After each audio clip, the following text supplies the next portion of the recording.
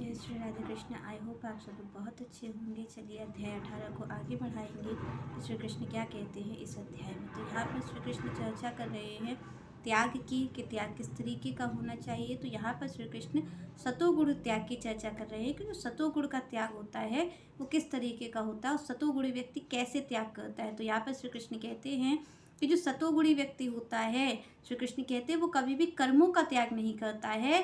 कर्मों में जो आसक्ति है, कर्मों में जो फल की इच्छा है, श्री कृष्ण कहते हैं वो उसका त्याग करता है। और जो ऐसा करता है कि जो केवल कर्मों में नहीं बंधता है, कर्म के फल की आशा में नहीं बंधता है, कर्म को निरंतर करता रहता है और बिना किसी आसक्ति के, बिना किसी फल की इच्छा के वो करता रहता है, सतत अपने कर्मों को, अपने कर्तव्यों का निर्वाह करता रहता है। श्री कृष्ण कहते वही सर्वश्रेष्ठ त्यागी है। अगर त्यागी मानना है तो श्री कृष्ण कहते किसी वेश को, किसी वस्त्र को त्याग करने वाले, किसी भोजन को त्याग करने वाले को, किसी स्थान, किसी घर के त्याग करने वाले को त्यागी नहीं कहा जाता है। श्री कृष्ण कहते वास्तविक अगर कोई त्यागी है तो वो वही है जो कर्तव्य का निर्वाह कर रहा है, पर कर्तव्य का निर्वाह करते करते उसको किसी कुछ आशा नहीं है, उसको किसी चीज़ की इच्छा नहीं है, वो सारी इच्छाओं से, सारी आशाओं से मुक्त है, उसे कोई फल की इच्छा नहीं है और वो निष्काम हो करके केवल अपने कर्तव्य का पालन कर रहा है। श्री कृष्ण कहते ऐसा त्यागी ही सर्वश्रेष्ठ त्यागी है, जिसने त्याग कर्म का नहीं किया है, जो शारीरिक कर्म है उसका त्याग न करके उसने जो उसमें बैठी हुई आसक्ति है, जो उसमें बैठी हुई फल की इच्छा है, श्री कृष्ण कहते हैं उसका त्याग कर दिया है, वो निष्काम होकर के अपने कार्य को कर रहा है। तो आगे श्री कृष्ण और बताते हैं कि जो सतोगुणी त्यागी होता है वो और किस तरीके से कार्य करता है। तो यहाँ पर श्री कृष्ण कहते हैं न द्वेष्टि अकुशलम कर्म कुशले न तो अनुष्यते त्यागी सत्व समाविष्ट मेधावी चित्र संशय। तो यहाँ पर भगवान ने कहा कि वो कैसा होता है। तो यहाँ पर सबसे पहले भगवान ने कहा कुशले, जो बुद्धिमान है।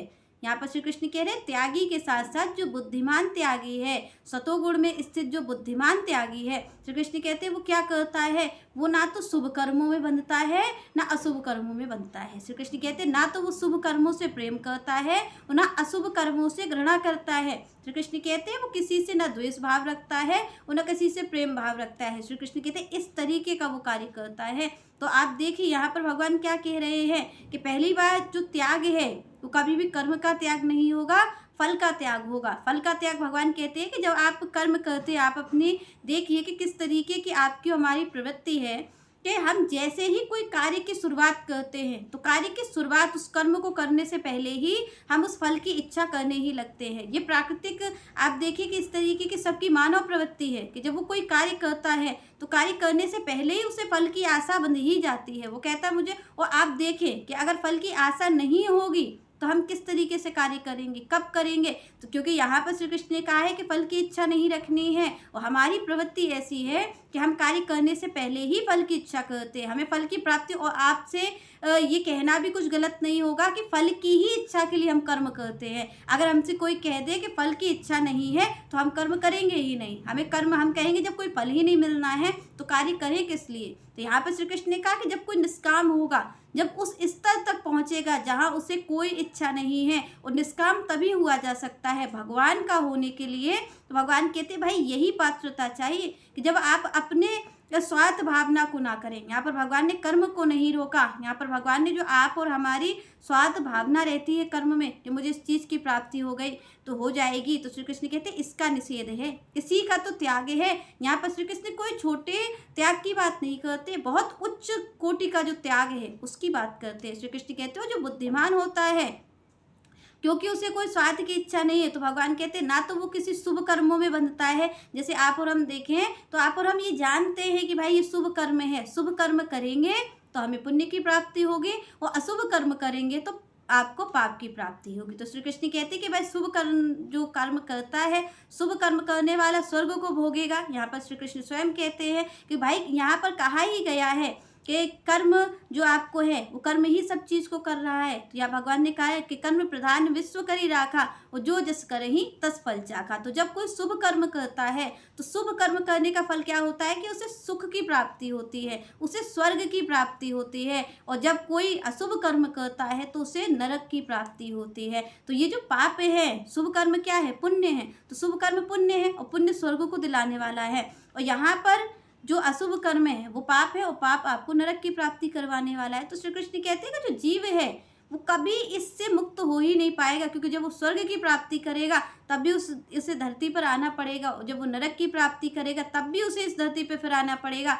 तो श्री कृष्ण कहते हैं किसी भी तरीके इसकी मुक्ति संभव नहीं है। पर इसकी मुक्ति कब संभव होगी? जब ये स्वर्ग और नरक दोनों से पार जाएगा। तभी भगवान ने कहा कि जो वाकई में बुद्धिमान है, यहाँ पर भगवान ने कहा कौन है बुद्धिमान, कौन है चतुर, जो इस माया से बच करके भगवान की प्राप्ति कर सकता है, जो इस भव बंधन से मुक्त हो सकता है। नहीं तो आप देखिए कि आप और हम कर्म तो करते ही रहते हैं और किसी भी तरीके से भगवान की प्राप्ति का कोई साधन नहीं है कि हम उनको कभी प्राप्त कर सकते हैं। पर भगवान ने कहा कौन है चतुर? वही चतुर है जो दोनों कर्मों से नहीं बंधता है। क्योंकि आप देखिए, अगर आप एक सिरे को भी पकड़ेंगे तो बंधे तो आप है ही। अगर आपने शुभ कर्म को पकड़ा तो वो भी माया का ही सिरा है, चाहे शुभ कर्म हो या अशुभ कर्म हो, दोनों ही माया के सिरे हैं। आप ये सोचे कि शुभ कर्म पकड़ लें और मैं पार हो जाऊंगा, तो आपको स्वर्ग की प्राप्ति तो हो सकती है शुभ कर्मों से, पर कभी भी भगवान की प्राप्ति नहीं हो सकती और कभी भी आप इस भव बंधन से छूट नहीं सकते हैं अगर आपने एक भी सिरा हाथ में पकड़ा है। यहाँ आपको क्या होना है? भगवान किसको, जो शरणागति कही जाती है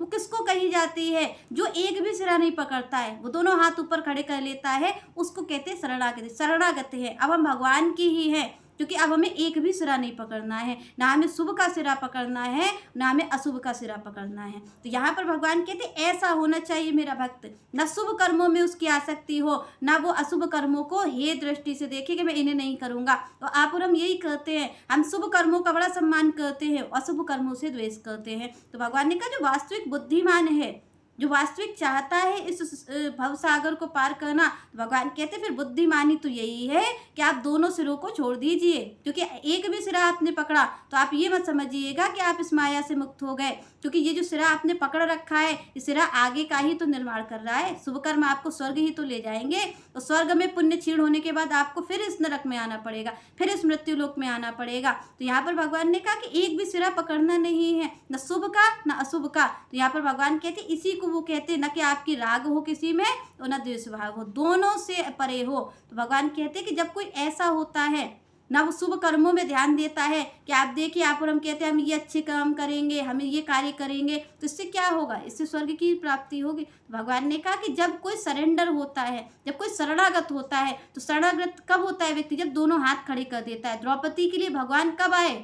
द्रौपदी जब तक देख रही हैं सबकी तरफ, गुरु द्रोणाचार्य की तरफ देख रही हैं, अपने पतियों की तरफ देख रही हैं, भीष्म पितामह की ओर देख रही हैं, तब तक भगवान नहीं आए, श्री कृष्ण नहीं आए। पर जैसे ही जो द्रौपदी है उन्होंने हाथ दोनों ऊपर कर दिए, तैसे ही श्री कृष्ण प्रकट हो गए। श्री कृष्ण चीर रूप धारण करके और द्रौपदी में लिपट गए। तो यहाँ पर आप देखिए कि बिल्कुल भी भगवान तब तक नहीं आने वाले आपके जीवन में जब तक आपने एक सिरा पकड़ रखा है। श्री कृष्ण कब आते हैं? जब आप और हम शरणागत हो जाते हैं, हम दोनों हाथों को अपने खड़े कर देते हैं कि अब जो करोगे वो आप ही करोगे और मैं किसी भी तरीके से करने के लायक नहीं हूँ। तब श्री कृष्ण आते हैं। चलिए नेक्स्ट चर्चा हम नेक्स्ट वीडियो में करेंगे।